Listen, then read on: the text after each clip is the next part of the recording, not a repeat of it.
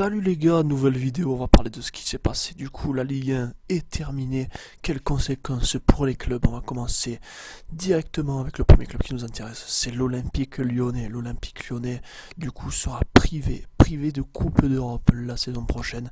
C'est-à-dire même pas d'Europa League. Même pas d'Europa League pour les Gones. Franchement, ça doit être un gros coup dur. Gros coup dur pour Olas, pour même Rudi Garcia. Franchement, ça devait être très difficile pour lui en ce moment. Et du coup, les finances du club, ça va être dur. Il va falloir piocher, il va falloir vendre. Memphis Depay, pour moi, ça risque d'être une vente quasi certaine parce qu'il a quand même une bonne cote malgré qu'il soit blessé. Franchement, ça va être dur. Ça va être dur pour l'OL. Et surtout, moi, ce que j'en conclus du coup cette saison-là, c'est que Lyon la saison prochaine, ça va être un candidat très sérieux pour l'Europe, voire plus, parce qu'ils n'auront plus de Coupe d'Europe à jouer, et pour moi ça fait une énorme différence. Le deuxième club, du coup, qui nous intéresse, c'est le Stade de Reims. Le Stade de Reims va jouer l'Europa League, alors ce sera sûrement les barrages. C'est les barrages qui sont très compliqués, on a beaucoup de clubs qui se sont cassés les dents, que ce soit Bordeaux, que ce soit Nice, des clubs contre des clubs chypriotes. Ça va être dur pour Reims, mais bon, c'est vraiment la preuve qu'avec un collectif, on peut faire de belles choses. Et pour moi, aucune victoire n'est imméritée. Moi, je pars de ce principe-là. Certes, je pense que ça va être difficile pour eux. Certes, je pense qu'ils vont pas faire un énorme parcours. Quoique cette Europa League, elle est tellement floue que rien n'est prévisible, on peut rien prévoir, et c'est ça qu'on aime aussi dans cette compétition qui est un peu délaissée. C'est vrai que je vous avoue que les 16e de finale d'Europa League, moi je m'y mets que à ce moment-là, pas avant. Mais en tout cas, gros coup de chapeau au Stade de Reims, c'est totalement mérité pour ma part, et on revient à ce qui a été une frayeur du côté de Marseille.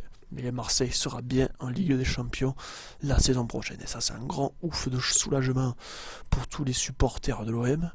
Et je les comprends, ça aurait été très difficile à digérer, enlever une Ligue des Champions, enfin une qualification en Ligue des Champions, tout ça, alors que la saison, enfin, je veux dire, on a déjà fait une belle partie de la saison, on n'a pas tout fait, loin, très loin de là, mais bon, pour moi c'est logique, implacable que l'OM soit présent à la Ligue des Champions la saison prochaine. Moi j'ai hâte de voir les ambiances, j'ai hâte de voir ce que va nous proposer André Villas-Boas pour ce qui arrive là, parce que ça risque de faire pas mal de bruit, c'est sûr et certain.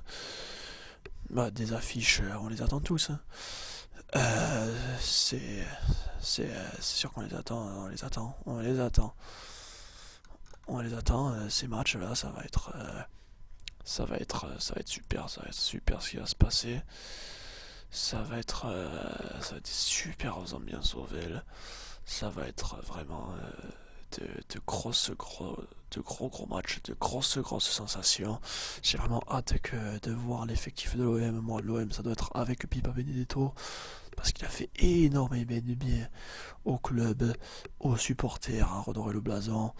Du coup, pour moi, ça doit se faire avec Pipa Benedetto. Ensuite, évidemment qu'il va falloir un peu renflouer, même si les cadres sont en forme. Mais là, je pense que l'homme a surtout bénéficié d'une Ligue 1 plutôt faible. Et voilà. Du coup, les amis, donnez votre avis en commentaire. Et nous, on se dit à très vite pour un nouveau podcast foot. Ciao à tous.